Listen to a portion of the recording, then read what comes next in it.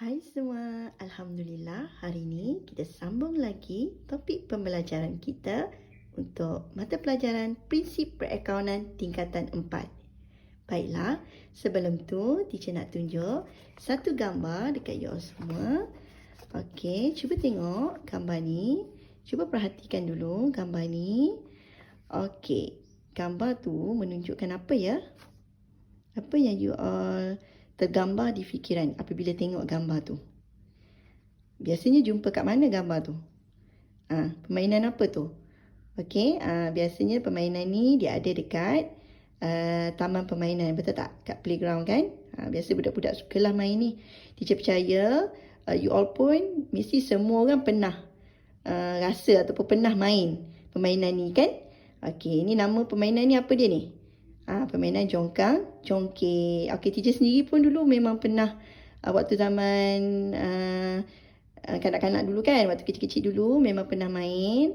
Okey, biasanya kalau main ni, you all suka turun ke bawah ke naik ke atas? Mestilah nak naik ke atas seronok kan? Okey. Dan tapi waktu zaman teacher dulu, dia punya jongkang-jongkek ni dia jenis yang panjang. Okey, maksudnya boleh muat ramai. So kita akan panggil, dia ada macam ada team lah, betul tak? So ada team, jadi kalau boleh kita nak seimbang kan? Tapi biasanya kalau yang team yang jenis badan cabi, okey, yang sihat kan, okey, dia mesti akan turun ke bawah, betul tak? Kalau yang jenis kecil-kecil halus ni, dia akan melambung naik atas. Okey, dan biasanya kita akan penuhkan juga bagi seimbang. Okey, bagi seimbang, bagi sama rata. Alright, so agak-agak apa yang kita nak belajar topik hari ni Apa kaitannya dengan jongkang-jongkek ni? Okey, so dapat tahu tak apa yang kita nak belajar topik hari ni? Okey, jadi hari ni kita akan belajar topik baru. Okey, dalam prinsip perakaunan. Kalau ikut dalam buku teks, dia adalah modul yang ke-6. Okey, apa dia? Tajuk dia adalah imbangan duga. Okey, hari ni kita akan masuk topik yang baru, iaitu imbangan duga. Okey, nama pun imbangan duga. So of course lah dia mesti kena seimbang. Okey, bila sebut imbangan duga, kalau dalam bahasa Inggerisnya trial balance, mesti kena seimbang. Mesti dia punya apa yang kena seimbang? Jumlah debit dan kredit tu mestilah seimbang. Okey, alright. So ini adalah dia punya fungsi. Kenapa pelajar kena sediakan imbangan duga? Okey, kenapa accountant kena buat imbangan duga? Okey, dia punya fungsi utama dia mesti untuk menyemak ketepatan. Menyemak ketepatan. Nak semak ketepatan apa? Ada 3 benda yang perlu disemak. Okey, nak semak ketepatan dari segi catatan bergu. Okey, catatan bergu debit kredit itu betul ke tak? Okey, yang kedua nak menyemak ketepatan buku catatan pertama dan ledger. Okey. Dan yang ketiga, nak semak ketepatan proses pemindahan waktu kita transfer tu kan, dari buku catatan pertama ke ledger.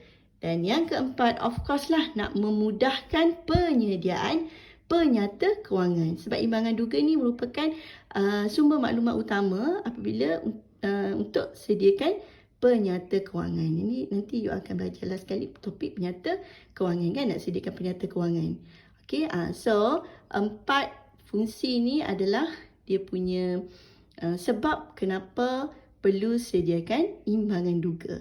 Okey, the main dia adalah untuk menyemak ketepatan lah, nak semak ketepatan catatan bergu, nak semak ketepatan buku catatan pertama dan ledger, dan nak semak juga ketepatan dari segi proses pemindahan buku catatan pertama ke ledger. Dan semua ni adalah untuk memudahkan penyediaan penyata kewangan. Okey. So, teacher harap you all dapatlah gambaran awal apa itu imbangan duga. Kenapa mesti kena sediakan imbangan duga. So, kita tengok macam mana nak buat imbangan duga. Okey, apa format imbangan duga? Okey, format imbangan duga sangatlah mudah. Okey, imbangan duga ni dia ada 2 format. Yang pertama adalah berbentuk T. Okey, berbentuk T. Okey, kita akan mulakan dia punya format dia. Bentuk T, macam biasalah bentuk T macam kita buat ledger biasa account kan. Okey, kita akan isi dulu nama perniagaan. Okey, lepas tu tulis imbangan duga pada ikut pada soalan. Okey, bila tarikh imbangan duga yang perlu kita sediakan. Alright. Lepas tu untuk bentuk T, satu akaun sebelah kita akan record akaun yang berbaki debit. Okey, satu akaun yang kita akan record berbaki sebelah kredit. Dia ada debit kredit kan? Jadi satu kita record sebelah debit, satu kita akan record dia sebelah kredit. Maksudnya debit kredit dia tu kita akan tentukan berdasarkan baki-baki daripada ledger. So kita akan masukkanlah sebelah debit, sebelah kredit. So nanti last kali dia akan dapat satu jumlah yang seimbang debit dan kredit dia. Okey, itu kalau bentuk T. Kalau bentuk lajur dia ada 3 kolom. Okey, ada butiran, ada debit, ada kredit. Okey, butiran ni dia punya nama akaun daripada ledger tu. Okey, lepas tu ada debit, ada kredit ni dia punya jumlah lah. Akaun yang kita debit kan, jumlah akaun yang kita kreditkan. Okey, contoh dia you all boleh tengok buku teks muka surat 194. Okey, so boleh tengok 194. Okey, yang ni kita letak dulu nama perniagaan Farhan Iskandar, imbangan duga pada 30 April 2016. So, ini adalah kolom butiran. Okey, butiran ni nama akaun yang kita ambil daripada ledger lah. Okey. Lepas tu ada akaun yang kita debitkan dan ada akaun yang kita kreditkan. So, bila kita dah record semua sebelah debit dan sebelah kredit, kita akan dapat nilai satu jumlah yang seimbang. Okey, macam ni. Untuk perniagaan Farhan ni, dia punya imbangan duga dia dapat jumlah sebelah debit 53,330 dan sebelah kredit 53,330. Okey, itu dia punya cara penyediaan format untuk imbangan duga. Sangat simple kan? Sangat mudah, iaitu dia ada 3 kolom. Butiran, debit, kredit. Atas tu kita tulis nama perniagaan, lepas tu kita tulis imbangan duga pada bila-bila mengikut soalan. Okey, so persoalannya sekarang ni, macam mana kita nak tentukan akaun debit dan kredit? Okey, of course lah, kita akan back to basic lah yang pernah teacher ajar sebelum ni, iaitu Compass account. Alright, so kena tentukan, nak tentukan debit dan kredit dekat dalam imbangan duga.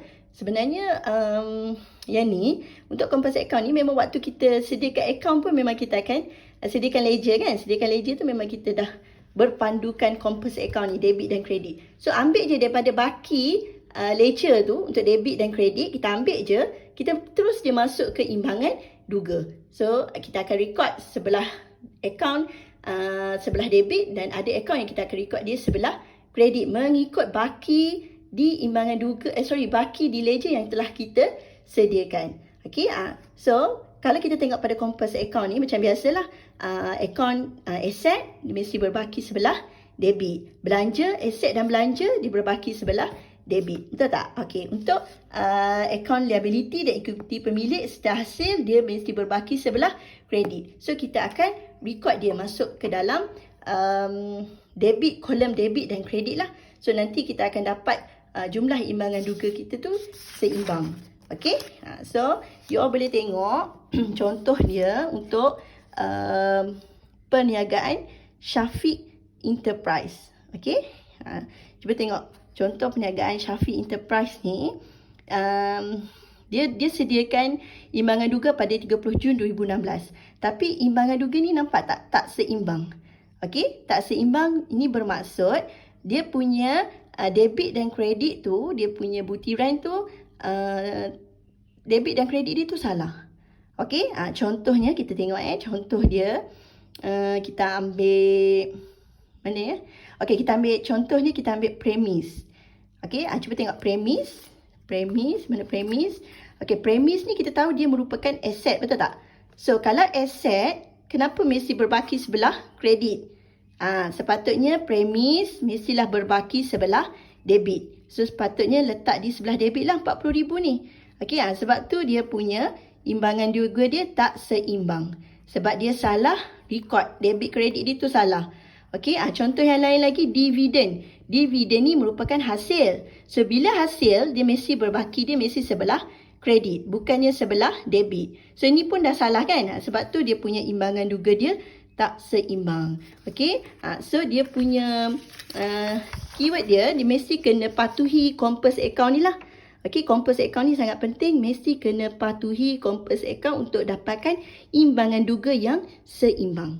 Okey, bila jadi tak seimbang, kena check balik. Sebab tu fungsi imbangan duga untuk menyemak ketepatan catatan bergu.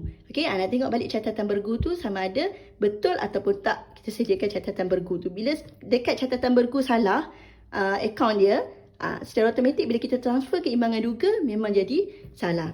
Orang kata apa, tak seimbang nanti. Okey, so teacher harap you all semua boleh faham dan boleh dapat gambaran awal untuk penyediaan imbangan duga sebelum kita buat latihan. Okey, itu saja untuk kali ini. Assalamualaikum.